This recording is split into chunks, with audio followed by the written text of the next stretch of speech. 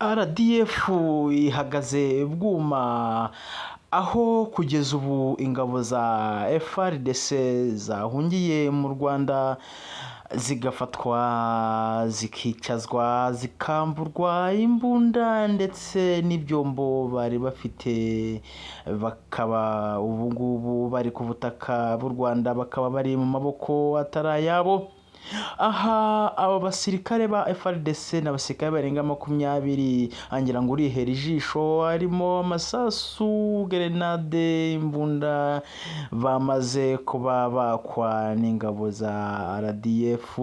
Aho niho ingabo za FARDC zihanganye n'ingabo za M23, FARDC igakubitwa inshuro, abasirikare bamwe na bamwe bakaba batangiye guhungira mu Rwanda ngira ngo mareba ibikoresho bari bafite.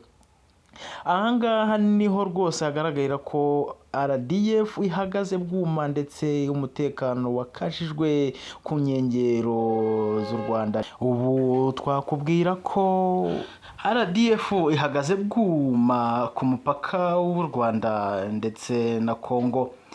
Hagati aho imirwano irakomeje mu mujyi wa Goma hagati y'umutwe wa M23 n'ingabo za FARDC. Urusaku rw'amasasu rukomeje kumvikana mu bice by'u Rwanda ndetse hamwe na hamwe hari amasasu yaguye ku butaka bw'u Rwanda. Nubwo bimeze gutyo ariko inzego z'umutekano z'u Rwanda ziri hirya no hino mu mujyi wa Rubavu zigenzura ko nta gihungabanya umutekano w'u Rwanda. Abasirikare ba FARDC hagati aho ngaho barenga 20 bahungiye mu Rwanda aho bafashwe n'ingabo za RDF. Ingabo za RDF zibambura ibikoresho birimo imbunda n'amasasu, ubundi barafatwa, ubu bakaba bari mu maboko atari yabo. Hagati aho hari itangazo rireba buri muntu wese wegereye aho amasasu arimo kumvikanira ndetse amwe namwe akaba yanahagwa.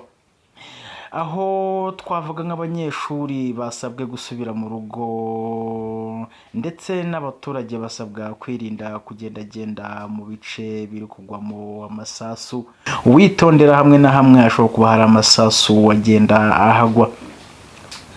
Hagati aho ingabo za M23 zamaze gufata Goma, ubu rwose zifite umuboko yazo mu biganza byazo, ariko aho FARDC yo rwose yamaze gukubitwa inshuro nk'uko bisanzwe M23 yikoma umunsi ku munsi.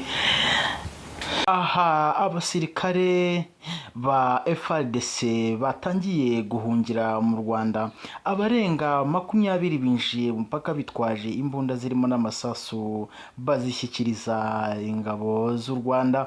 Aha murabona ko ari abasirikare ba FARDC bafashwe n'ingabo z'u Rwanda aho bari bahungiye mu gihugu cy'u Rwanda.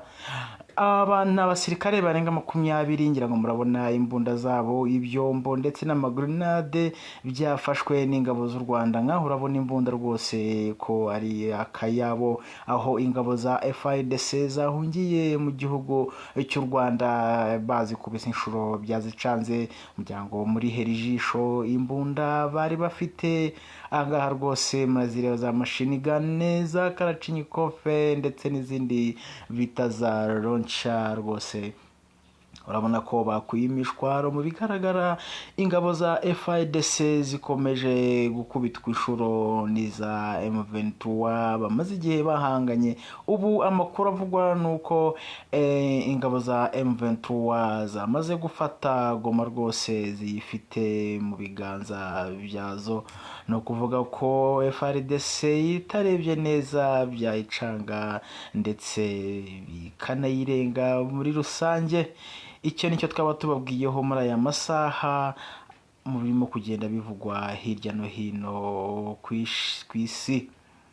u Rwanda mu bigaragara rurarinzwe kuko ubu tuvugana bamaze guturitsa igisasu cyari cyoherejwe, bagitwikiye mu kirere mbere y'uko kigera ku butaka bw'u Rwanda. Ni ukuvuga ngo ingabo z'u Rwanda ziryamiye amajanja aho igisasu kirimo koherezwa ku buryo bahita bakigarurira mu kirere bakagishwanyaguriza mu kirere nta nkomyi rwose. Ingabo z'u Rwanda ziri mu kazi.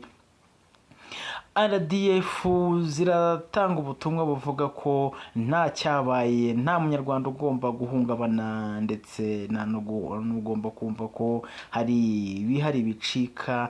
Oya, mushyire umutima hamwe rwose, barahababereye, bahari ku bwanyu nk'abiyemeje kurinda umutekano n'ubusugire bw'igihugu cy'u Rwanda. Iyo ni RDF itanga itangazo ivuga ko nta muturage ugomba guhunga ndetse nta muturage ugomba kugira umutima uhagaze, bo bari tayari mu buryo bugaragarira buri wese aho ibisasu batangiye kubitwikira mu kirere. Aha rwose ikigaragara ni uko ingabo z'u Rwanda RDF zihagaze bwuma. Aya makuru turakomeza kugenda tuyabagezaho uko tugenda tubona amashya ndetse n'udushya turimo kugenda turanga iyi mirwano iri hagati ya M23 ndetse na FARDC. Wowe icyo usabwa ni ugukora subscribe kuri Turatsinze wawe kugira ngo utaza gucikwa na byinshi kuri iyi mirwano. Njye ndi Turatsinze, reka tugaruke.